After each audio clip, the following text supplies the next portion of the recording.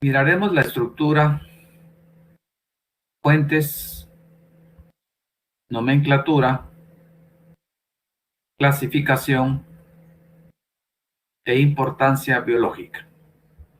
Y también tendremos incluidos los esteroides.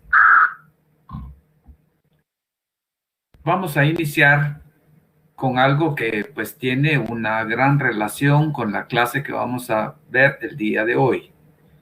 Es el caso del efecto del tabaquismo y la relación que esto tiene con los lípidos. Observemos.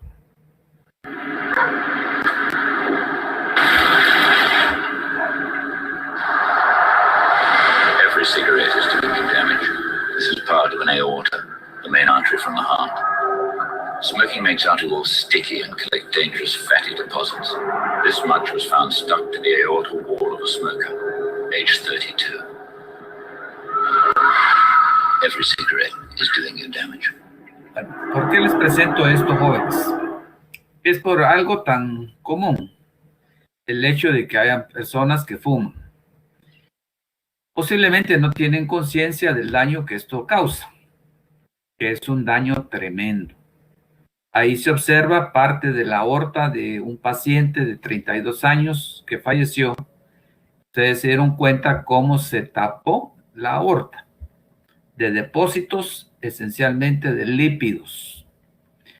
Y es una situación increíble lo que ocurre cuando se fuma, tanto para el que fuma directamente como para el fumador pasivo. Y muchas veces es más el efecto sobre el fumador pasivo. El hecho de estar respirando el humo de alguien que está fumando, uno podría pensar que no va a causar el mismo daño que al fumador directo, pero resulta que a veces si hay, por ejemplo, una persona, o sea, hay una pareja de esposos mayores, el esposo fuma mucho, mucho realmente. La esposa pues aspira todo su humo y resulta que muchas veces, debido a los efectos, se muere primero la esposa que el fumador directo. Ese es un hecho que está estadísticamente documentado. Es la situación de que cuando el humo del cigarrillo entra en contacto con el organismo, empieza a generarse una deposición de lípidos en las arterias, aunque la persona no esté fumando directamente. Y en el fumador directo, pues también va a ocurrir la misma situación.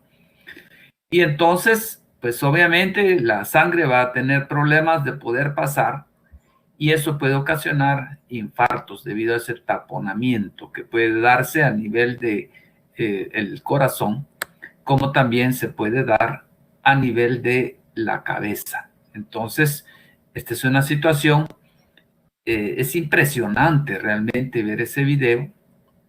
Incluso lo vamos a volver a ver. Es impresionante ver este video.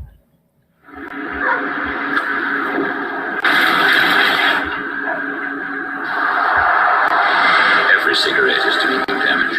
This is part of an aorta, the main artery from the heart. Smoking makes arteries sticky and collect dangerous fatty deposits. This much was found stuck to the aortal wall of a smoker, age 32. Every cigarette. Entonces, a veces los fumadores, en su ánimo de justificar el hecho de que fumen, empiezan a esgrimir una serie de argumentos que realmente no tienen mucha validez. Ahora miremos la segunda situación.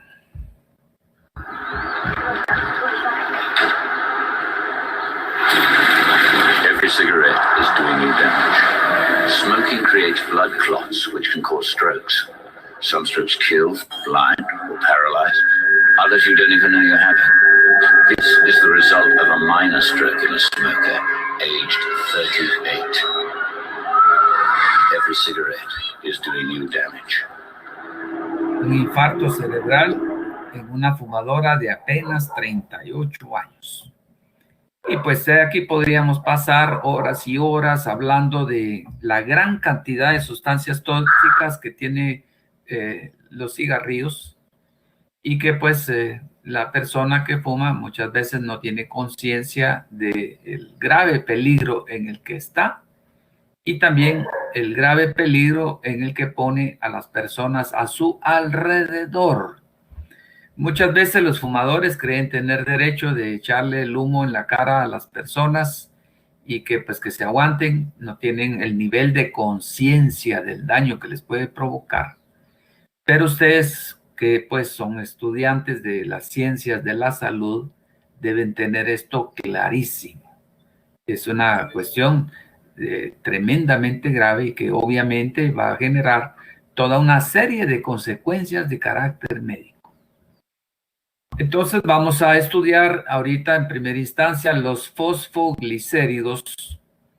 Son un grupo de lípidos que contiene un grupo fosfato. Están localizados principalmente en las membranas celulares de los animales. Los fosfoglicéridos se parecen a los triacilglicéridos que ya miramos en la clase anterior en los dos primeros átomos de carbono del glicerol. En estas posiciones hay dos ésteres de ácidos grasos y se diferencian fundamentalmente en el tercer átomo de carbono que ya indicábamos.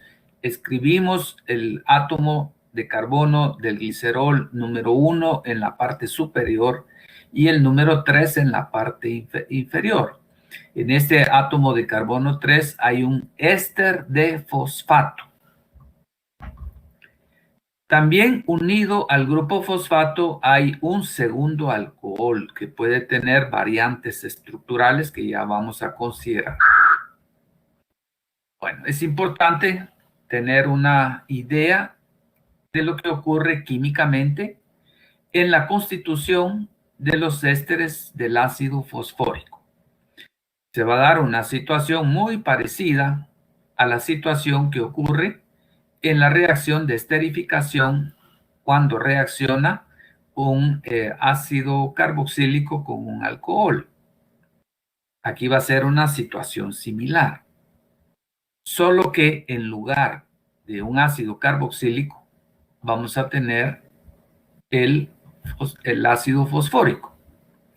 Aquí estamos observando la estructura de Lewis del ácido fosfórico. Bueno, ¿qué es lo que observamos aquí? Es un fósforo, está enlazado directamente a 4 átomos de oxígeno. Nosotros, pues por el nivel de estudio que llevamos hasta el momento, entendemos que los átomos de oxígeno son fuertemente electronegativos, por lo tanto, todos atraen los electrones, dejando al fósforo con una carga positiva bastante intensa. En ese caso, entonces, ese fósforo va a actuar como el carbono carboxílico del ácido carboxílico, que en su momento mencionamos que también adquiría una carga positiva. Lo hemos dicho ya muchísimas veces. El que tiene electrones busca al que no los tiene. Por lo tanto, en el glicerol y particularmente el hidroxilo que nosotros identificamos en la posición número 3, esto es obviamente, vuelvo a insistir, por cuestiones de estudio, porque pudo haber sido el número 1. Pero nosotros, pues para estar todos en la misma idea, pues lo identificaremos como el hidroxilo en el carbono inferior que corresponde al carbono número 3. El oxígeno tiene 2 pares de electrones y entonces este oxígeno busca al que tiene carga positiva.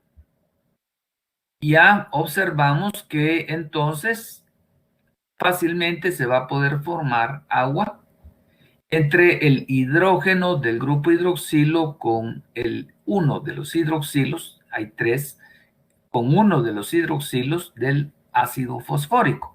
Y eso va a liberar una molécula de agua. Por lo tanto, se da una condensación entre la molécula del glicerol a la molécula del ácido fosfórico. Se esterifica entonces el ácido fosfórico y nos va a formar un grupo fosfato en el carbono 3. El oxígeno entonces del alcohol, que en este caso es el glicerol, queda enlazado directamente al fósforo y pues se liberó una molécula de agua. Esta va a ser la reacción, digamos, fundamental de la constitución de los fosfolípidos. Y también observamos que esto, pues, potencialmente puede formar un segundo enlace tipo éster, porque el fósforo sigue siendo fuertemente positivo. Ya observaremos que este fósforo puede reaccionar con otro alcohol, que ya miraremos quién puede ser, y se formaría un segundo enlace éster aquí en esta posición hacia el lado derecho, con la consecuente liberación de nuevo de otra molécula de agua.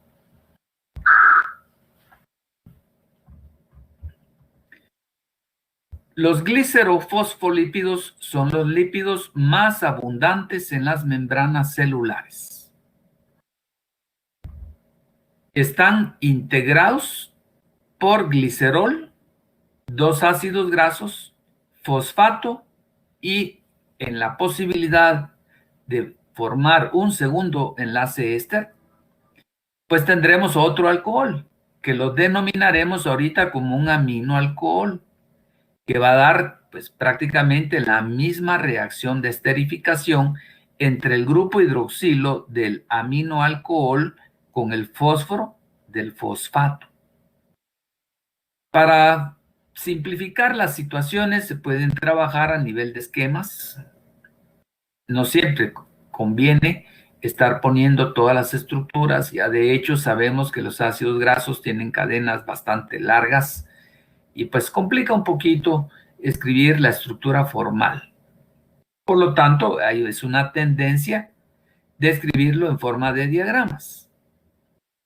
Tenemos el glicerol, carbono 1, un ácido graso, carbono 2, otro ácido graso, carbono 3, el fosfato doblemente esterificado, hacia el glicerol y hacia el aminoalcohol. Y todo esto constituye la estructura de un glicerofosfolípido, en donde habrá que definir quién va a ser este aminoalcohol.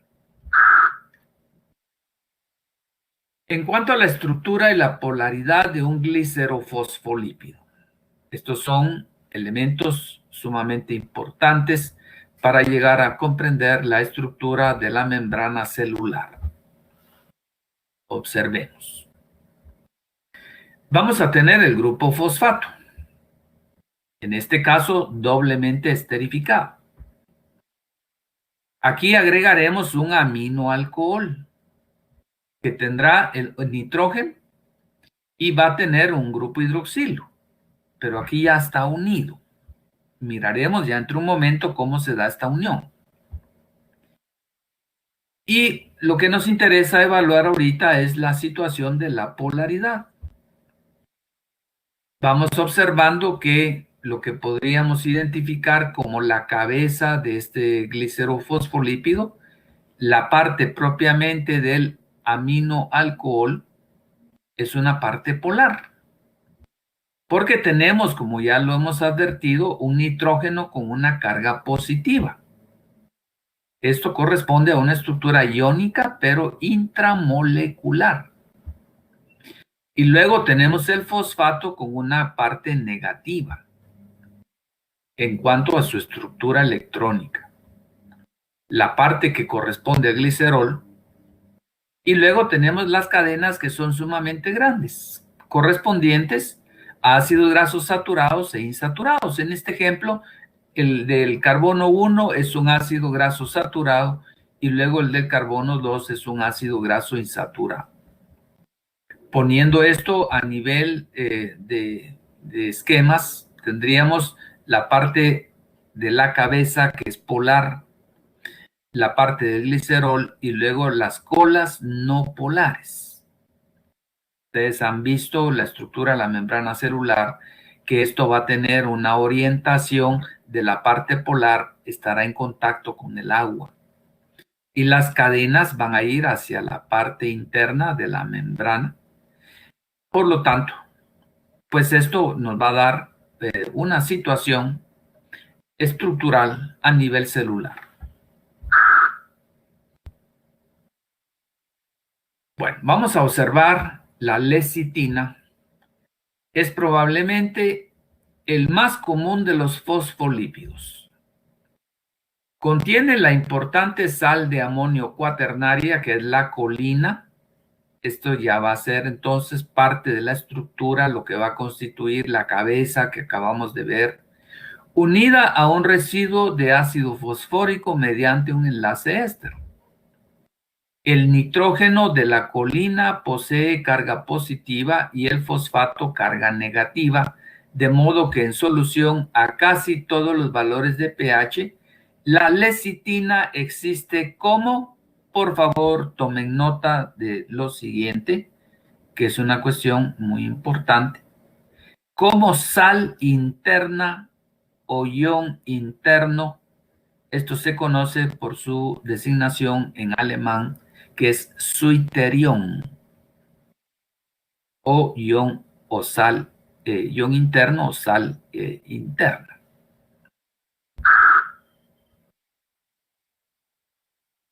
Bueno, entonces observemos la estructura de la lecitina y la cefalina.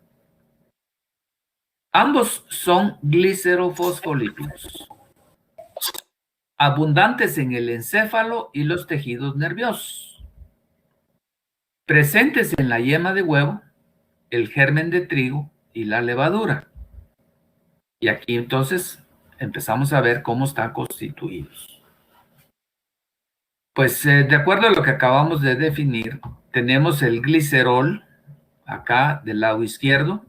Están observando ustedes el apuntador láser que está moviéndose sobre su estructura. Luego tenemos un ácido graso saturado en el carbono 1, otro ácido graso saturado en el carbono 2, la parte del fosfato doblemente esterificada hacia el glicerol, como hacia el alcohol nitrogenado, que en este caso va a ser la colina, y que además es una sal cuaternaria de amonio. Aquí observan ustedes el nitrógeno cuaternario. ¿Se recuerdan cuando los estudiamos? Cuando estudiamos las aminas. Un nitrógeno unido a 4 átomos de carbono. Eso es una sal cuaternaria. Quiere decir que aquí, formando parte de la estructura de la lecitina, vamos a tener colina. Tomen nota. Vamos a identificar la colina porque está el nitrógeno unido a 3 grupos metilos. Y esta parte que corresponde al nitrógeno cuaternario y el oxígeno que tiene carga negativa constituiría la parte polar. Y la parte correspondiente a los ácidos grasos corresponde a la parte no polar. Bueno, ya miraremos la estructura de la colina solita. Ahorita está integrada ya, formando parte de la estructura de la lecitina. Tomen nota que que tiene colina. Pasamos ahora a la cefalina. Lo que tendremos va a ser etanolamina.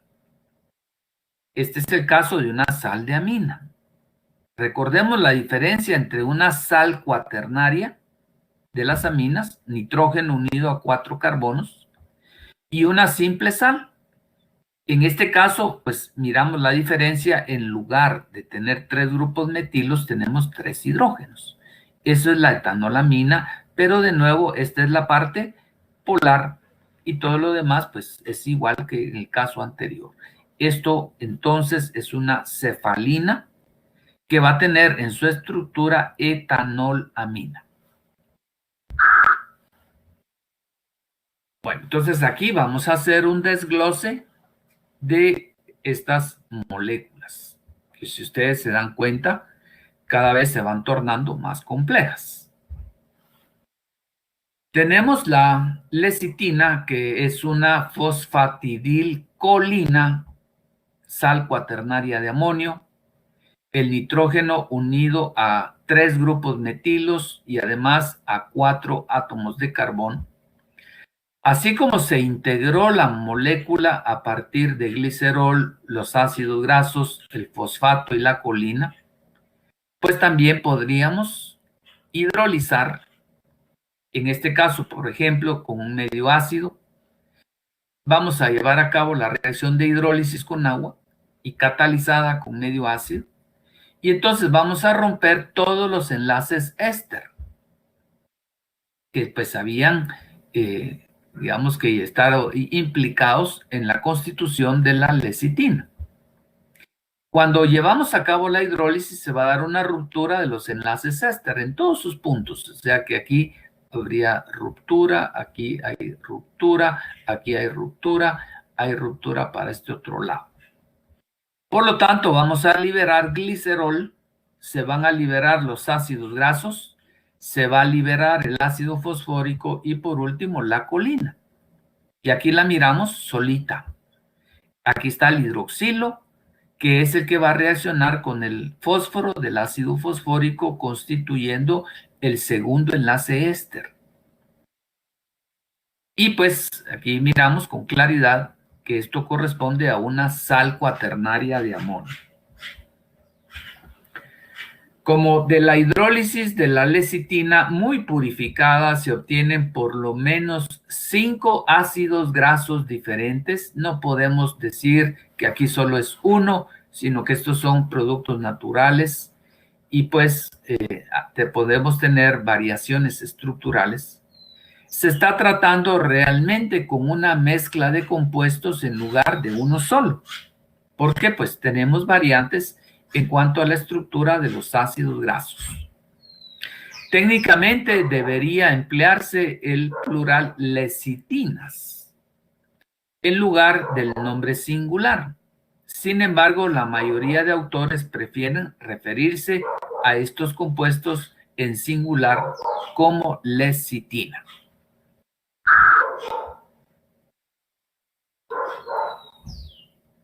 La lecitina pura es un sólido ceroso de color blanco que de inmediato se ennegrece cuando se expone al aire. En contraste con las grasas y aceites, se dispersa en el agua en forma coloidal y es insoluble en acetona. Por lo tanto, es posible separar la lecitina de un extracto etéreo añadiendo acetona. Hemos mencionado desde el principio que los lípidos son no polares, pero también mencionamos que hay toda una serie de compuestos muy diferentes estructuralmente que constituyen el grupo de lípidos, que por lo tanto es un grupo muy heterogéneo estructuralmente. En el caso de la lecitina, por la parte polar, esto va a generar solubilidad en agua.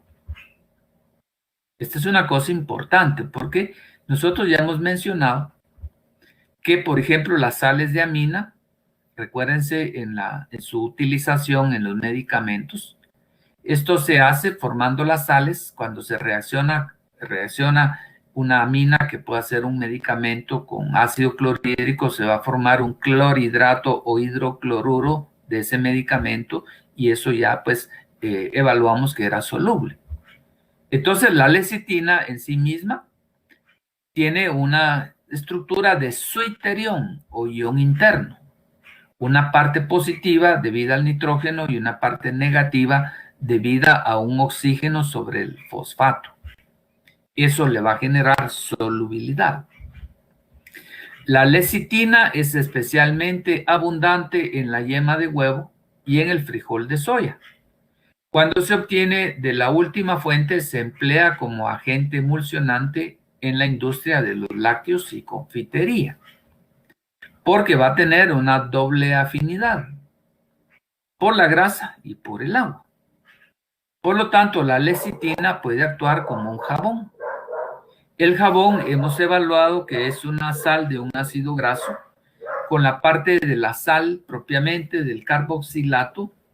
Esa parte va a ser iónica incluso, y eso va a ser afín al agua, y el resto de la estructura del ácido graso pues no sería afín al agua, sino a la grasa, y así es como actúa un jabón dispersando grasa en agua, y una situación similar va a ocurrir con la lecitina. Va a actuar en cierta medida como que si fuese un jabón o detergente, y está presente en la yema de huevo. Vamos ahora a la cefalina, que es una fosfatidil etanolamina. Siempre aquí inmediatamente pensamos en el nitrógeno, pero ya no de una sal cuaternaria de amonio, sino simplemente un nitrógeno positivo que va a estar unido en lugar de 3 grupos metilos a 3 hidrógenos. El término cefalina se deriva de su fuente principal en el cuerpo, o sea, de la cabeza, y el tejido espinal, del griego cefálicos, que significa cabeza. Las cefalinas desempeñan una función muy importante en el proceso de coagulación de la sangre. Ahora, pues, miremos la estructura de la cefalina. Otra vez, una situación similar. Por esterificación se llega a constituir la estructura de esta fosfatidiletoanolamina. La variante que vamos a encontrar fundamentalmente está a nivel del nitrógeno, que ya no es una sal cuaternaria, sino simplemente una sal de amonio, pero sigue estando el nitrógeno positivo complementario con el oxígeno negativo en la constitución del suiterión. Por lo tanto, podemos llevar a cabo de nuevo un proceso hidrolítico en medio ácido, usando como catalizador un ácido, y obtendremos glicerol, los ácidos grasos, el ácido fosfórico, pero ahora vamos a tener etanolamina. Esto es lo que se definía como el alcohol nitrogenado, que va a estar unido a la estructura del fosfato. Esta es la etanolamina. Alcohol hidroxilo con 2 pares de electrones que se va a esterificar al fósforo positivo. Los diferentes fosfolípidos se forman según sea la naturaleza del segundo alcohol. Así tenemos la fosfatidil-etanolamina, que es una cefalina en la que el segundo alcohol es etanolamina. Y también podríamos tener la fosfatidilserina, en donde el grupo fosfato va a estar sustituido por un aminoácido serina que tendrá un grupo hidroxilo alcohólico. Y entonces este aminoácido puede ocupar la posición de la etanolamina o de la colina. Y nos dará una tercera posibilidad. Otra vez la misma historia. Solo que ahora tendremos el aminoácido serina. Aquí está el grupo carboxilo, el grupo amino en posición alfa. Ya hemos definido lo que son los alfa-aminoácidos. Pero luego en el carbono, que podría ser el carbono beta, tenemos un hidroxilo. Por lo tanto, esto va a actuar como un alcohol. Esto pues se puede hidrolizar. Nos genera glicerol, los ácidos grasos correspondientes, ácido fosfórico y el aminoácido serina. Esta se considera también como una cefalina. Es un componente de los fosfolípidos que usualmente se mantiene en la monocapa lipídica interior. Se ha demostrado que la fosfatidilserina acelera la recuperación, previene el dolor muscular, mejora el bienestar y puede poseer propiedades ergogénicas, por ejemplo, en ciclistas, levantadores de pesas y corredores de fondo, en cuanto a la recuperación física producto de su entrenamiento deportivo.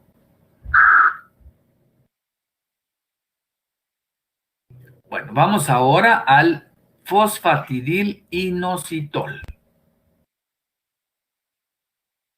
El fosfatidilinositol, pues sigue estando en la misma idea. Solo que ahora lo que se va a esterificar va a ser el inositol que observamos aquí. Y aquí estamos haciendo una simplificación tremenda de este inositol. Porque resulta que para esta estructura que ustedes están observando ahí vamos a tener muchos isómeros.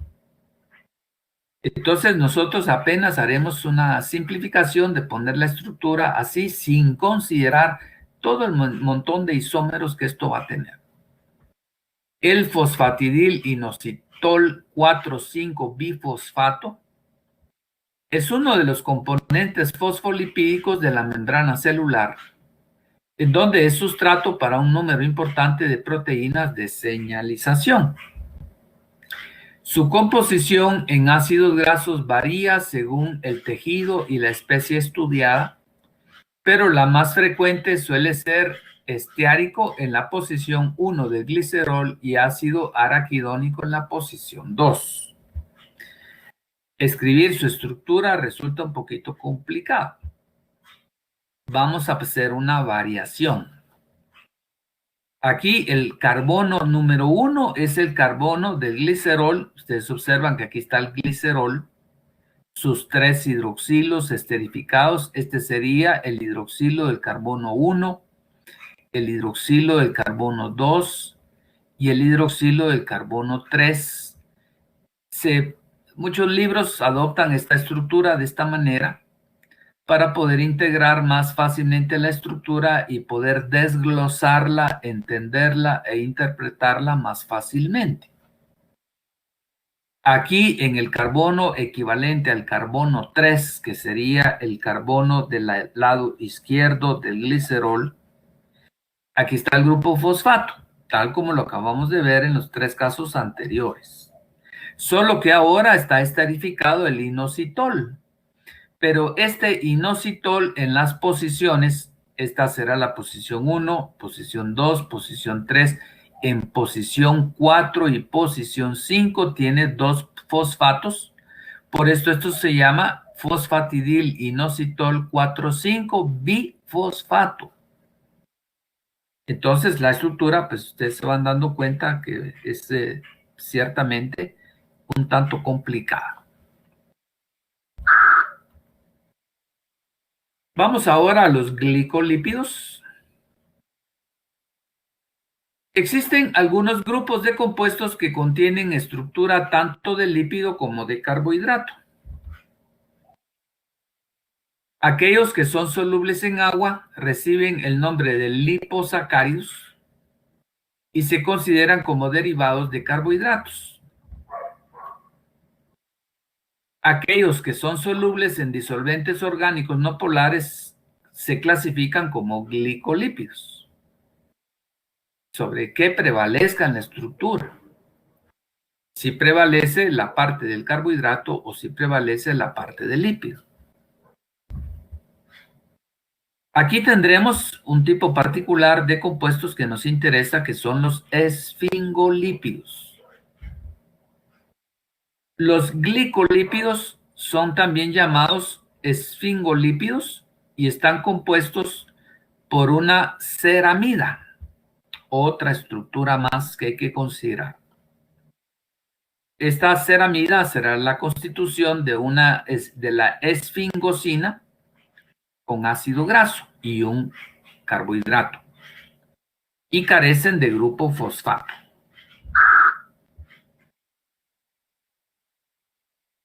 Los esfingolípidos son una clase de fosfolípidos que no tienen glicerol en su estructura. Son compuestos derivados de la esfingosina, que es un aminodialcohol complejo que contiene una cadena bastante larga, insaturada y no polar. Bueno, vamos a hacer de nuevo un arreglo para tratar de hacer alguna similitud con lo que acabamos de estudiar de los fosfolípidos. Esta es una cadena grandota, que la vamos a poner como que si fuera esta parte izquierda del glicerol, pero realmente no es así, sino que la cadenota se extendería hasta por acá, y con todas sus conformaciones propias de la tridimensionalidad. Pero nosotros haremos la similitud con el glicerol, asumiendo que esto en el glicerol es el carbono 1, el carbono 2 y el carbono 3. Pero, vuelvo a insistir, esto realmente es una cadenota. La esfingosina consta de una cadena hidrocarbonada en la cual hay un doble enlace. Por favor, tomen nota de esto que es importante. Aquí está el doble enlace. Solo que resulta que este doble enlace ahora es trans. Esto, digamos, se diferencia de los casos anteriores en donde mencionamos que los ácidos grasos esterificados pues iban a ser naturalmente cis. Este es el caso de un ácido trans. O sea que no es ácido, pues, sino que es un doble enlace trans, porque esto no viene de un ácido. Aquí no hay esterificación. El compuesto, ya dije, empieza en este carbono que está indicado del lado derecho hasta acá. Pero aquí es donde nosotros teníamos en las estructuras anteriores un ácido graso, pero esto no es un ácido graso, sino que aquí hay continuidad. Y además, esta estructura de la esfingosina está sustituida por un grupo amino y un grupo hidroxilo. Aquí observamos en lo que sería el equivalente del carbono 2 del glicerol, un grupo amino. Este será importante porque va a poder formar un enlace tipo amida. Y luego tenemos una repetición de las situaciones anteriores en lo que sería el equivalente del carbono 3 del glicerol, este hidroxilo, que también se va a poder esterificar con el fosfato. Por eso es que los autores, algunos de ellos, adoptan esta estructura, pues para darle continuidad a las situaciones anteriores, teniendo, como puede apreciarse, una estructura muy parecida a un glicerol sustituido en C1. Pero pues esto no es así, porque ni siquiera es glicerol. Esto sería ya tridimensionalmente una cadenota, pues, que empieza desde por acá al extremo y luego tendríamos que sigue acá. Esta es la parte que se adopta como que si fuese glicerol, pero no lo es. Bueno, entonces vamos a ver el caso particular de la esfingomielina. Es el esfingolípido más abundante. Contiene un enlace amida con el átomo de nitrógeno que se ubica o se ubicaba en la posición equivalente a la posición 2 del glicerol. Es este nitrógeno que está acá, que forma un enlace tipo amida. Y un grupo fosfato en la posición equivalente a la posición 3 del glicerol, que está esterificado de nuevo, y en este caso ya ustedes miran inmediatamente, identifican que esta es la colina por ser una sal cuaternaria de amonio. Entonces, un átomo de nitrógeno de la esfingosina y un grupo fosfato unido a un grupo colina localizado en el átomo de carbono terminal. Y esto constituye la esfingomielina, que tiene como base estructural la esfingosina. Tiene su función principal en el cerebro y el tejido nervioso. Bueno, ahora evaluemos los cerebrócidos. Se encuentran en las membranas de plantas y animales, en las células nerviosas, en espermatozoides, leucocitos y hematíes. Libran por hidrólisis un ácido graso, un carbohidrato, que puede ser glucosa o galactosa, y un alcohol nitrogenado, que va a ser el caso de la esfingosina. Entonces tenemos el equivalente del carbono 1, pues ya miramos que aquí tenemos un doble enlace que va a ser trans, En lo que sería el equivalente del carbono 2 tenemos el enlace tipo amida que al hidrolizarse pues inmediatamente pues, nos va a generar pues el ácido graso que se menciona ahí. Y en lo que sería el equivalente del carbono 3, esto pues de nuevo es una estructura de estudio. El caso de muchos autores la ponen tal como está acá, pero esto lo podríamos poner para el otro lado. Los autores, por ejemplo, lo pone hacia el lado izquierdo, el caso de este carbohidrato, para evitar la aglomeración con lo que sería la cadena de las partes superior. Analizamos el carbohidrato. Rápidamente debiéramos reconocer que es la galactosa, este es el carbono 1, carbono 2, carbono 3 y 4 hacia arriba. Mencionamos en su momento que esto corresponde a la galactosa, pero también podría ser glucosa.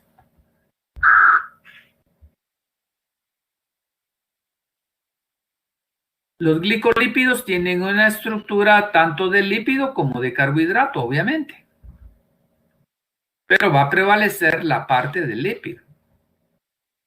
Cuando se hidrolizan, producen glicerol, ácidos grasos y un carbohidrato. En este caso, como acabamos de ver, va a ser la galactosa. Bueno, llevando esto a situaciones importantes de carácter médico, tenemos lo que es el mal de Gaucher. Yo no lo puedo pronunciar, me parece que está en francés. La enfermedad de Gaucher o Gaucher, o no sé cómo lo pronunciará alguien que hable francés, es una enfermedad hereditaria poco frecuente en donde una persona no tiene la cantidad suficiente de una enzima llamada glucocerebrosidasa. Esto causa una acumulación de sustancias grasosas en el vaso, hígado, pulmones, huesos y a veces en el cerebro. Existen 3 tipos. Tipo 1, esta es la forma más común y causa un agrandamiento del hígado y el vaso, dolor y fracturas de huesos y a veces problemas en los pulmones y riñones. No afecta al cerebro, puede ocurrir a cualquier edad. Un tipo 2, este tipo causa daño cerebral grave y aparece en recién nacidos. La mayoría de los niños fallece antes de los 2 años. Y un tipo 3, en este tipo puede haber agrandamiento del hígado y vaso. El cerebro se ve afectado poco a poco. En general comienza en la niñez o adolescencia. Como podemos observar, es un mal tremendamente grave. Y tenemos una segunda situación, el mal de Tay-Sachs. Esta enfermedad es una enfermedad hereditaria que afecta más comúnmente a los judíos del este de Europa. Sabemos que el pueblo judío es bastante selectivo y pues se dan situaciones de problemas de carácter genético por ser un grupo bastante cerrado dentro de ellos mismos, se casan y entonces esto ha derivado muchas veces en situaciones hereditarias. Aparece aproximadamente a los 5 meses de vida y el niño muere más o menos a los 5 años de edad. La enfermedad es causada por una deficiencia de una enzima llamada hexosaminidasa, que en condiciones normales esta enzima tiene la función de degradar sustancias grasas llamadas gangliósidos, que son glucolípidos. De esta manera se acumulan en los tejidos cerebrales. Bueno, vamos ahora a los esteroides. Estructuralmente son muy diferentes. Los esteroides son lípidos que poseen un sistema de anillos fusionados. Y aquí aparece una palabra que ya les había mencionado, incluso han hecho muchos memes de esto. El famoso ciclopentano perhidrofenantreno. Ya explicaré qué significa. El cual está constituido de una porción fenantrénica, derivada obviamente del fenantreno como hidrocarburo aromático, completamente saturada. A eso se refiere el término de perhidro. En la estructura base no va a ser fenantreno aromático, sino es una estructura totalmente saturada. A eso hace referencia el término perhidro, fusionada a un anillo de ciclopentano. Los anillos se designan con las letras mayúsculas y los átomos de carbono siguen un orden preciso de numeración. Entonces, vamos a estudiar fundamentalmente el colesterol, que ha recibido mucha atención debido a la posible relación entre el nivel de colesterol en la sangre y ciertos tipos de enfermedades cardíacas. Cuando yo he mencionado esto casi todos los años, siempre digo yo, pues si esto está claro, que con el colesterol pues pueden haber tapones, digamos, a nivel de las arterias, tal como acaba de observarse en el video inicial de esto. Pero ahorita que yo he estado bastante interesado en lo que ya les mencionaba, creo, hace no mucho, de la dieta cetogénica, pues posiblemente el colesterol no sea tan responsable, pues, sino que hay otros mecanismos inflamatorios que van causando esta situación de enfermedades cardíacas. Entonces tenemos acá el colesterol. Si ustedes se dan cuenta, los tres anillos del fenantreno serían el anillo A, el anillo B y el anillo C. Pero no es el fenantreno. En el fenantreno A, B y C son aromáticos. Aquí no. Estas son anillos saturados, por lo menos en su estructura básica. A eso hace referencia el término perhidro. Y luego vamos a unir un anillo D que corresponde al ciclopentano. Entonces existe una forma específica de numeración, la cual ustedes deben de aprender. Se la aprenderán para el examen, responderán algunas preguntas que se les van a hacer, luego se les van a olvidar, porque es lo lógico cuando no se ha aprendido de memoria algo, pero algo de esto debe quedar, la estructura fundamental de los esteroides, lo cual será en su uso frecuente como futuros médicos, será de uso rutinario por toda aquella gran cantidad de situaciones de carácter médico derivado de los esteroides, tanto en cuanto a la funcionalidad orgánica de las hormonas, como situaciones de medicamentos que tienen la estructura esteroidal. Ya cuando ustedes sean, qué sé yo, cardiólogos y estén recetando un medicamento que sea un esteroide, pues posiblemente ya ni se acuerden que el colesterol tiene un hidroxilo en posición 3, pero sí se acordarán fundamentalmente que es un esteroide, pues algo les sonará en su cabecita campanitas de recordarse de la diferencia entre un esteroide y, por ejemplo, un fosfoglicérido. Entonces ahora, esta es la estructura fundamental: ciclopentano, perhidrofenantreno, anillos totalmente saturados, pero podría haber uno que otro doble enlace e incluso en cierto momento podría haber algún anillo aromático. Entonces ya vamos a casos particulares usando la estructura de referencia de ciclopentano, perhidrofenantreno, la cual la numeramos de la siguiente manera. Primero, declaramos anillos A, B, C y D, tal como está aquí. Carbono 1, carbono 2, carbono 3, carbono 4, carbono 5, seguimos con el 6, no nos pasamos a la posición 10, sino que iniciamos la numeración del otro anillo.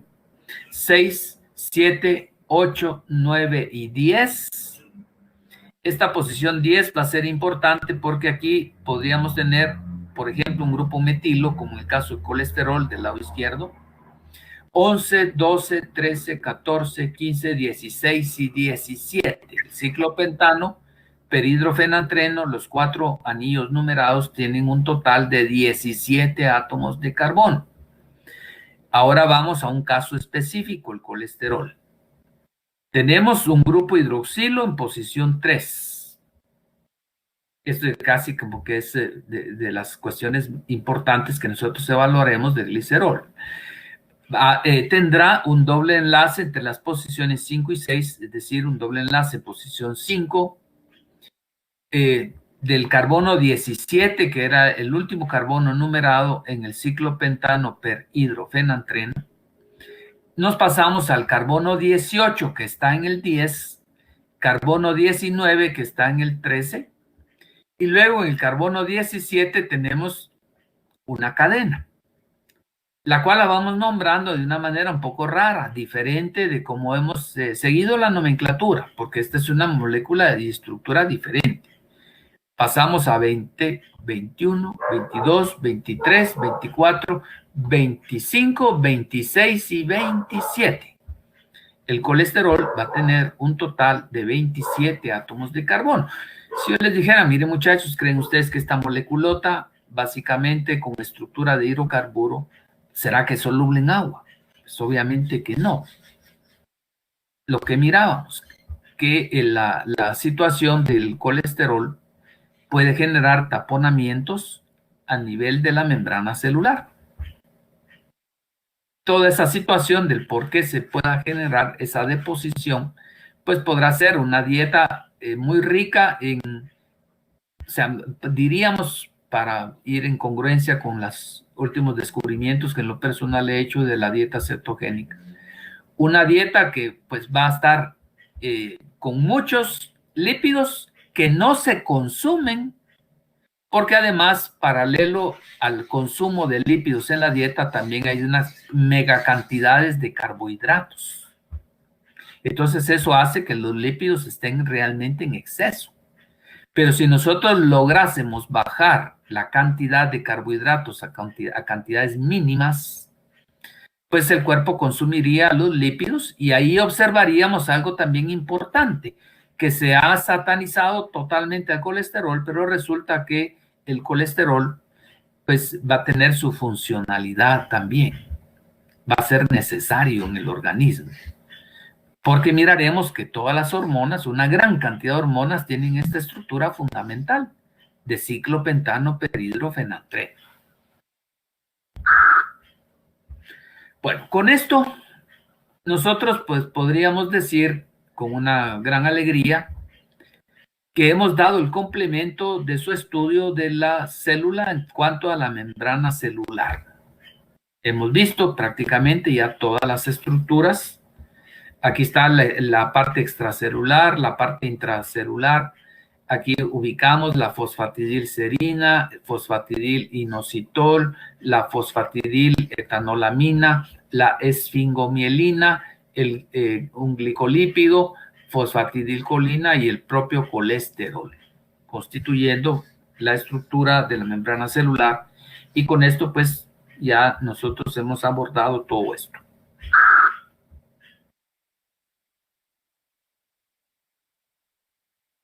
Entonces, el colesterol se obtiene de la carne, la leche y los huevos. Se sintetiza en el hígado. Es necesario para las membranas celulares. El problema es cuando hay cantidades en exceso. Si yo me dedico a comer solo hamburguesas, bueno, ahí van grandes cantidades de proteína, pero el problema no es tanto la proteína, relativamente, sino las cantidades tremendas de lípido, y además me tomo un tonel de Coca-Cola. Estoy tomando una tonelada de azúcar, y entonces eso va a llegar a mi cuerpo. El cuerpo ahí se acostumbraría a obtener su energía a partir del azúcar, pero como son megacantidades las que estoy tomando, todo eso va a desencadenar en una acumulación de lípidos y pues grandes concentraciones de colesterol en la sangre. Y eso va a ocasionar eventualmente arterias obstruidas, como lo miramos en el caso también generado por el humo, el hecho de fumar. Entonces, ¿qué sucedería? Si ya no comemos esas megacantidades de lípidos, ya no, o al mínimo, las cantidades de azúcar, entonces resulta que hay en el organismo un mecanismo de obtención de energía a partir del consumo de los lípidos. Esto solo se los indico como una curiosidad, pues. Si nosotros lográsemos tener una dieta más rica en grasa, cosa que contradice nuestro sentido común de lo que normalmente hemos escuchado, reducimos al mínimo la cantidad de azúcares y entonces obligamos a nuestro cuerpo a que obtenga su energía a partir de los lípidos. Entonces, fíjense que aquí se va a dar una regresión de enfermedades como, por ejemplo, la diabetes, en donde el cuerpo acumula grandes cantidades de carbohidratos extracelularmente. Y el problema es que el azúcar, la glucosa no puede llegar al interior de la célula. Y entonces el tratamiento, lo que yo he visto, que es lo normal, es dar pastillitas para disminuir la concentración de azúcar afuera. Es como el hecho de que tenga dolor de cabeza y me den una pastillita para el dolor de cabeza, pero no me están, digamos, no se está yendo hacia el fondo del problema. El fondo del problema es que el cuerpo se va generando resistencia a la insulina. ¿Y cómo reducir eso? Pues no comiendo esas grandes cantidades de azúcar. Entonces, en ese sentido va lo que yo ahorita solo se los planteo como una curiosidad. El hecho de ese planteamiento de tener la posibilidad de una dieta más rica en grasas al mínimo de carbohidratos. Es lo que constituye lo que se denomina como dieta cetogénica, que a mí realmente me tiene impresionado. Yo estoy en esa situación. Ahorita lo tengo a nivel de experimento. Si en algún momento ya no funcionara, pues me retiro y ya no lo sigo. Pero les cuento que acabo de hacerme mis exámenes de azúcar y obtuve un valor de 95, cosa que ya tenía 2 años de no ver. Y pues en una situación de otra evaluación que se hace cuando hay problemas de diabetes es de hemoglobina glicosilada, que ya me dio un valor de 5.9, que prácticamente ya está dentro del rango normal. Y pues ahorita yo estoy empezando y espero esto nivelarlo hasta el nivel ideal de glucosa en la sangre. Pues, pero, y ahí habría, digamos, que cierta regresión en cuanto al problema fundamental de la diabetes, que es un proceso bastante complejo de la resistencia a la insulina, porque son toda una serie de mecanismos bioquímicos que se generan. Entonces, el colesterol obstruye las arterias cuando en altos niveles forma placas. Y aquí miramos una arteria totalmente tapada. Y ya miramos, pues lo vimos, ya sacar todo eso de la aorta de ese paciente que falleció a los 32 años, pero en su caso por fumador. El colesterol en los alimentos.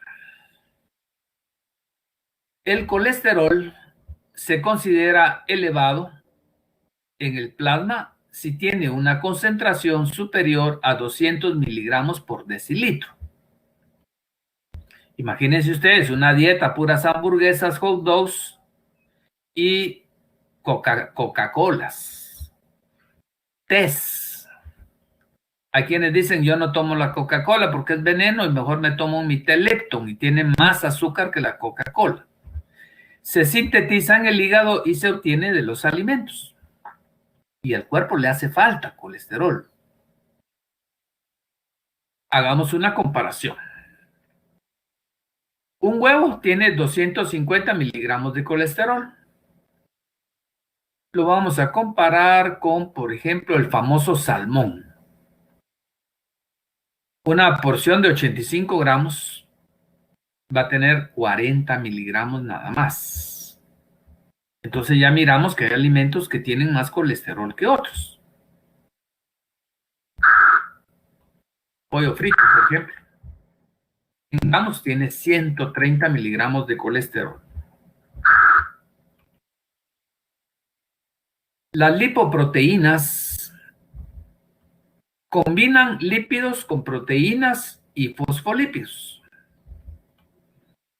Son solubles en agua porque la superficie está integrada por lípidos polares, algo que ustedes ya han estudiado a profundidad en su curso de biología.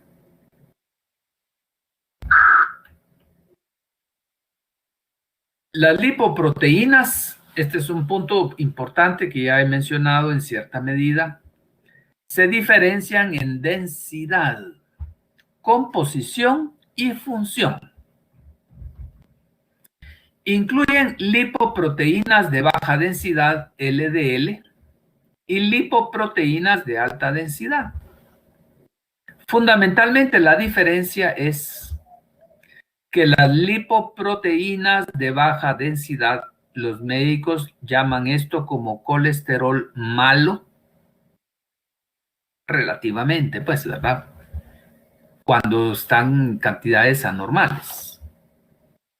Las lipoproteínas de baja densidad, LDL, llevan colesterol a la célula.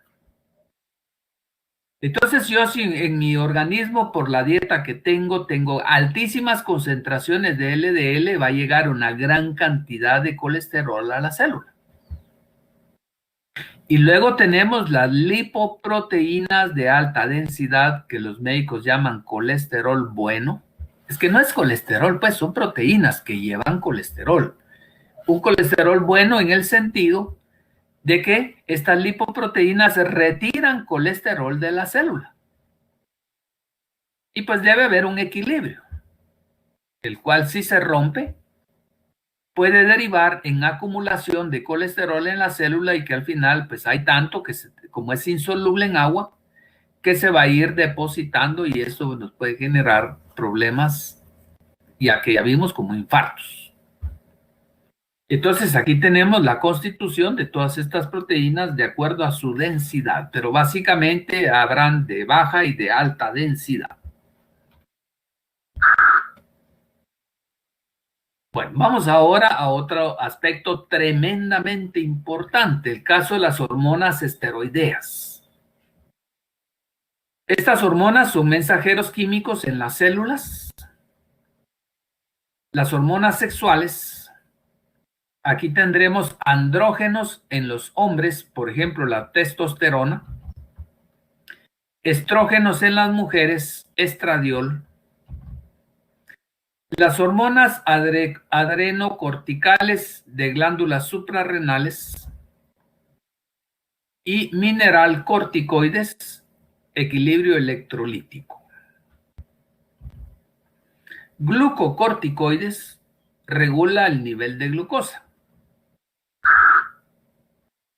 Bueno, vamos a observar que hay toda una variante de estructuras, las cuales parten del ciclopentano perhidrofenantreno. Vamos a evaluar lo más importante. Por ejemplo, el caso de la testosterona. Es andrógeno, producida en los testículos, y ya miramos que hay variantes estructurales en el sistema cíclico de polianillos de ciclopentano perhidrofenantreno. Aquí ya no tenemos el hidroxilo de la posición 3, sino que un grupo carbonilo. El doble enlace cambió de posición. Y luego ya no tenemos la cola en el carbono 17, sino tenemos otro grupo hidroxilo. Está relacionada con el desarrollo de los órganos masculinos, características sexuales masculinas que incluyen el desarrollo muscular, la aparición de vello facial y la formación del esperma. Y aquí caemos en otra situación, como ya miramos sus efectos de estas sustancias que pueden ser esteroides. El mal uso de ellos. Por ejemplo, en actividades deportivas, con el ánimo de querer ganar a como dé lugar. Entonces hay toda una ciencia tratando de encontrar los métodos más eficientes para detectar toda una serie de sustancias prohibidas, y hay paralelamente se va desarrollando toda una cultura de fraude, de querer evadir esos controles. Y por eso se han dado tantos casos a nivel mundial en muchos deportes del mal uso de sustancias. El estradiol, estrógenos, producidos en los ovarios, desarrollo de las características sexuales femeninas como ovulación, la progesterona producida en los ovarios, preparación del útero para el óvulo fecundado.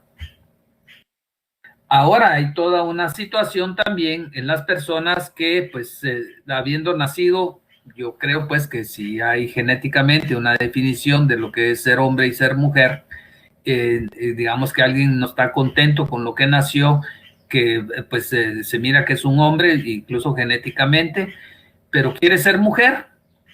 Entonces ya hay todo un proceso de que se le van aplicando hormonas femeninas en su transición de hombre a mujer. Y esa es una cosa que se va volviendo cada vez más común. Y pues también de mujeres que quieren ser hombres, entonces les van poniendo eso. Pero la gran interrogante será es que cambia la genética o seguirá siendo lo mismo. Solo que, digamos, con la apariencia de lo contrario. Pero pues la gran pregunta es si seguirá siendo hombre o seguirá siendo mujer. Y todas las tendencias que existen en la actualidad de toda la serie de géneros, porque ya el género no viene genético, sino que la sociedad lo hace y entonces ya pueden haber descripciones de una gran cantidad de géneros que yo ya ni sé cuáles son. Entonces son situaciones que se dan en la actualidad. Corticosteroides adrenales. Estas hormonas son producidas por las glándulas suprarrenales situadas en la parte superior de cada riñón. Incluyen la aldosterona, que regula los electrolitos y el equilibrio hídrico en los riñones. Comprenden la cortisona, esta es muy importante incluso desde el punto de vista médico, utilizado en muchos procesos inflamatorios, de reumatismo, de artritis, problemas de tendones y qué sé yo. Es un glucocorticoide que eleva el nivel de glucosa en la sangre y estimula la síntesis de glucógeno en el hígado. Bueno, aquí está los corticosteroides, la cortisona. Observamos acá, miren. A veces que uno tiene algunos problemas inflamatorios de tendones, por ejemplo, le inyectan cortisona. Aumenta la glucosa en sangre y estimula la producción de glucógenos a partir de ácidos grasos y aminoácidos. La aldosterona aumenta la reabsorción de sodio en los riñones, retención de agua. La prednisona reduce la inflamación, tratamiento del asma y de artritis reumatoide. Ahora venimos a la situación de los esteroides anabolizantes. Son derivados de la testosterona. Se utilizan ilegalmente para aumentar la masa muscular. Tienen efectos secundarios como retención de líquidos, crecimiento de vello, trastornos del sueño y problemas hepáticos. Aquí tenemos la metandienona, oxandrolona, nandrolona y estaноsolol, derivados de la testosterona. Vamos ahora a las sales biliares, al glicocolato de sodio. Miren ustedes el nivel de complejidad de estas estructuras. Algo que a mí me dio curiosidad alguna vez. Ver cómo estaba la vesícula biliar llena de estos cálculos. Se produce a partir de colesterol en el hígado y se almacena en la vesícula biliar, sales biliares.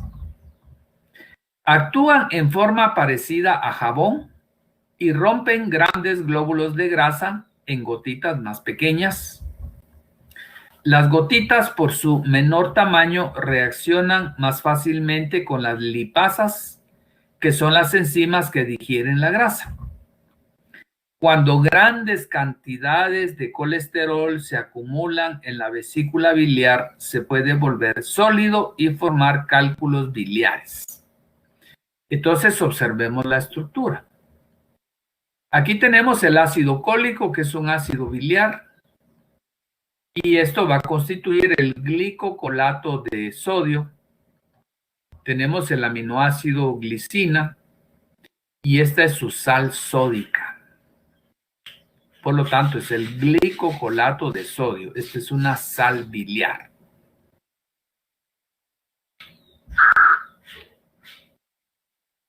Bueno, otra cosa importantísima, la vitamina D.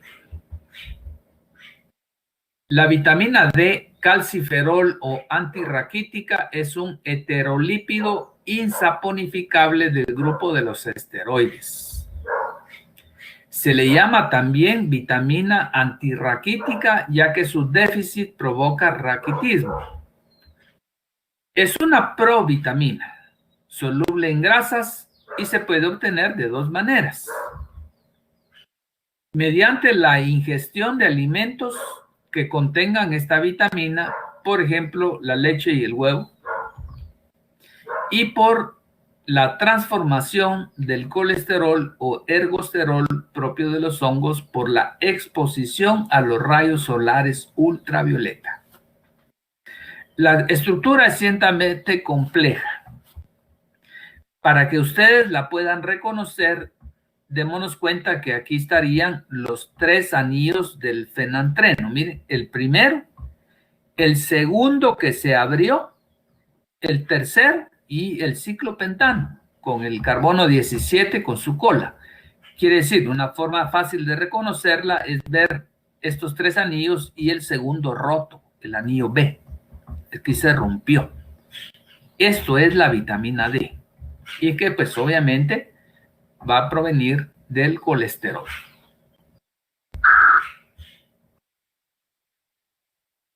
Y eso sería todo.